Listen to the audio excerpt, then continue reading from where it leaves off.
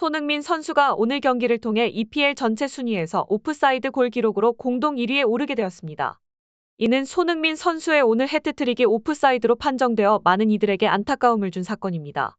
이와 관련해 다른 각도의 장면이 인터넷에 게재되며 엄청난 화제를 불러일으키고 있는데요. EPL 전문가들조차 이 장면을 결정적인 증거라고 평가하고 있습니다.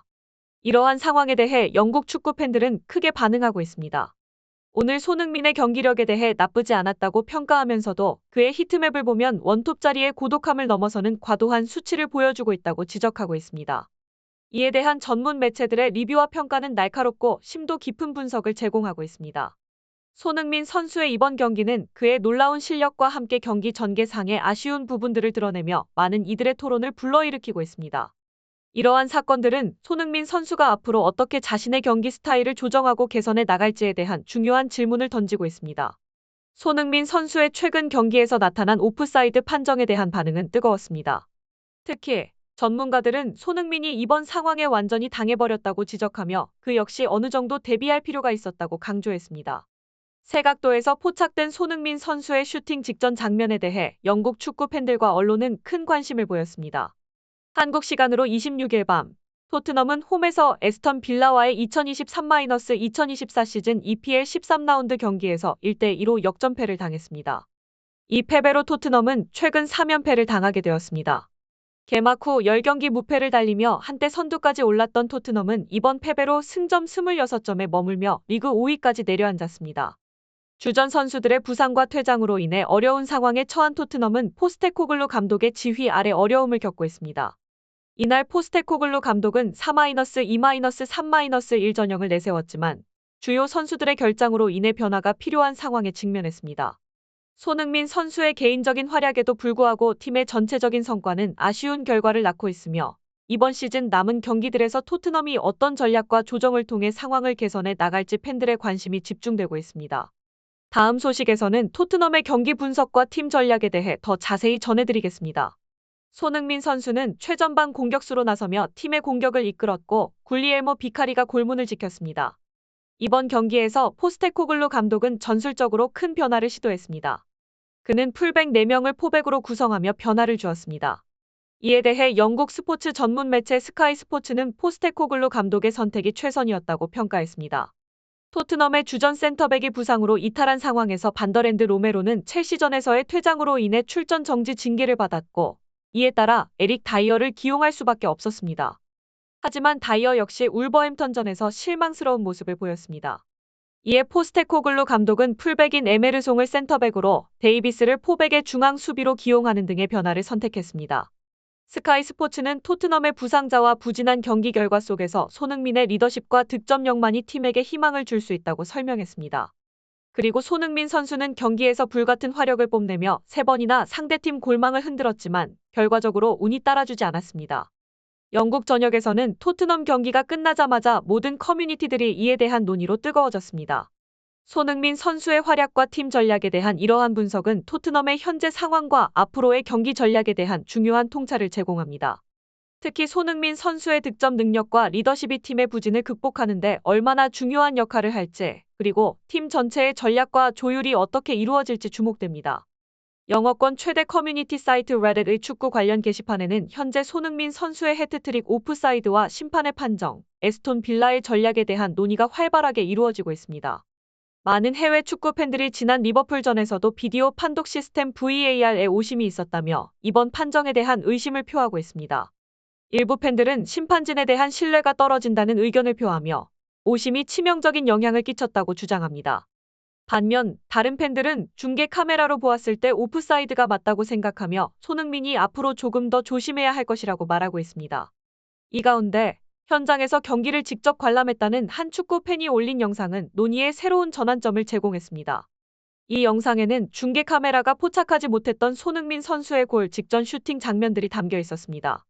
영상의 길이는 손흥민 선수의 오프사이드 해트트릭 장면을 모두 포함하고 있었는데 이를 본 한 축구팬은 중계 카메라로 볼 때는 의심스러웠지만 이렇게 다양한 각도로 보니 손흥민의 오프사이드가 확실해 보인다. 적어도 이번 경우에는 주심의 판단 착오는 없어 보인다라고 주장했습니다. 이러한 다양한 의견과 새로운 증거들은 손흥민 선수의 경기와 심판의 판정에 대한 더욱 심도 깊은 분석을 가능하게 합니다. 팬들 사이에서 이루어지는 뜨거운 토론은 축구 경기의 판정과 전략에 대한 이해를 더욱 깊게 하며, 이러한 논의는 앞으로의 경기에서 손흥민 선수와 팀의 전략에 어떤 영향을 미칠지 주목되고 있습니다.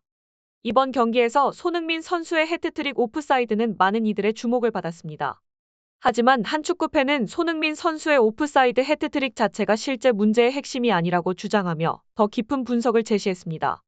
그는 손흥민은 피할 수 없는 공격수이며 그가 몰라서 오프사이드에 걸린 것처럼 보이지 않는다고 말하며 중계 화면에 잡히지 않은 세각도의 슈팅 장면을 첨부했습니다. 해당 장면을 첨부한 팬은 손흥민이 오프사이드를 대비할 필요가 없다. 그저 에스톤 빌라의 오프사이드 트랩에 걸려버린 것일 뿐이라고 강조했습니다. 그의 주장에 따르면 에스톤 빌라는 손흥민 선수의 공격력을 인식하고 있었으며 그를 상대하기 위해 철저히 오프사이드 상황을 만들기 위한 전술을 사용했습니다. 손흥민의 골을 막는 것이 불가능하니 오프사이드를 만들어 무효 처리하는 전략이었다는 것입니다.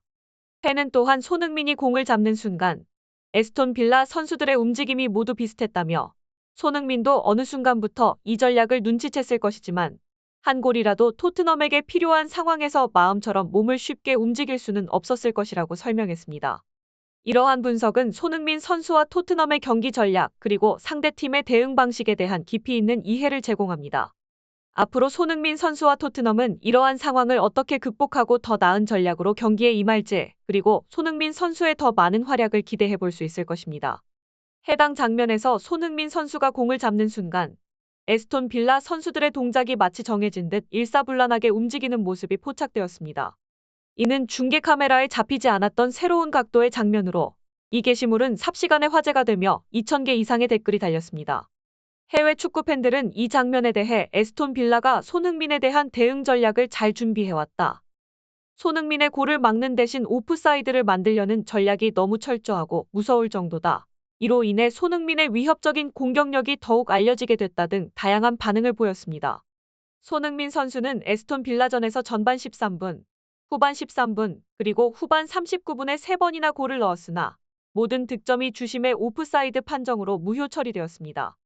이러한 상황은 손흥민 선수의 뛰어난 공격 능력과 동시에 상대팀의 치밀한 대응 전략을 보여주는 사례로 평가되고 있습니다. 팬들은 이를 두고 손흥민 선수가 다음 경기에서 어떻게 자신의 스타일을 발전시킬지, 그리고 다른 팀들이 손흥민을 어떻게 제어하려 할지에 대해 관심을 표하고 있습니다. 이번 경기의 경험이 손흥민 선수에게 또 다른 성장의 계기가 될 것으로 기대되며 그의 더 많은 활약을 기대해 볼 수 있을 것입니다. 토트넘은 에스턴 빌라전에서 손흥민 선수의 끊임없는 노력에도 불구하고 2대1로 역전패를 당했습니다. 손흥민 선수는 경기 내내 골을 향한 강한 의지를 보였지만 결국 골은 터지지 않았고 그는 씁쓸한 패배를 인정할 수밖에 없었습니다. 경기 후 믹스트존에서 진행된 짧은 인터뷰에서 손흥민 선수는 우울한 표정으로 내가 준비를 조금 덜한 탓에 이런 결과를 받았다며 결과를 겸허히 받아들였습니다. 이어서 더 크게, 더 부지런하게 움직였다면 오프사이드에 안 걸렸을 것이라며 팀원들에게 도움을 주지 못한 것에 대한 책임감을 표현했습니다. 이러한 상황 속에서도 동료들을 먼저 챙기는 손흥민 선수의 태도는 영국 언론 매체들에게 주장의 성격이 빛났다라는 칭찬을 받았습니다. 축구 통계 매체들에 의해 수치화된 손흥민 선수의 이날 활약상은 비록 오프사이드로 인해 골이 인정되지 않았지만 3번의 골을 넣는 등 굉장한 모습을 보였습니다. 손흥민 선수의 이러한 모습은 그가 팀에 얼마나 중요한 선수인지를 다시 한번 입증하는 동시에 향후 그의 경기 스타일과 전략에 대한 개선과 발전을 기대하게 합니다. 앞으로 손흥민 선수가 어떻게 자신의 경기를 발전시키고 팀의 성공에 기여할지 지켜보는 것이 중요합니다. 오늘의 스포츠 중계에서는 손흥민 선수의 활약상에 대한 분석을 전해드립니다. 손흥민 선수는 이날 풀타임을 뛰며 총 32번의 터치를 기록했습니다. 그중 25번의 패스를 시도해 22번을 성공시켰고 키패스도 3개나 되는 인상적인 활약을 보였습니다. 손흥민 선수는 또한 2번의 빅찬스를 만들어내며 팀의 공격에 큰 기여를 했습니다. 그의 슈팅은 총 2번이었고 그중 1번은 유효 슈팅으로 기록되었습니다. 하지만 아쉽게도 골이 취소된 슈팅은 오프사이드로 판정되며 공식적인 카운트는 되지 않았습니다. 기대 득점 값은 0.13, 기대 도움 값은 0.55로 평가되었습니다. 축구 통계 매체 소파스코어는 손흥민 선수에게 준수한 7.7점을 부여했습니다. 하지만 후스코어드닷컴과 풋몹의 평가는 다소 낮았습니다. 후스코어드닷컴은 6.8점을, 풋몹은 6.7점을 주었습니다. 이는 손흥민 선수가 골을 3번이나 넣었음에도 불구하고 모두 오프사이드 판정을 받았기 때문에 이루어진 평가였습니다. 손흥민 선수의 이러한 활약은 앞으로의 경기에서 더 많은 기대를 모으게 합니다. 그의 기술과 전략이 어떻게 발전할지, 그리고 팀과의 조화를 어떻게 이룰지 주목되는 바입니다. 다음 경기에서의 손흥민 선수의 활약을 기대하며 오늘 스포츠 중계는 여기서 마무리합니다. 구독과 좋아요를 부탁드리며 모두 좋은 하루 보내시길 바랍니다. 음악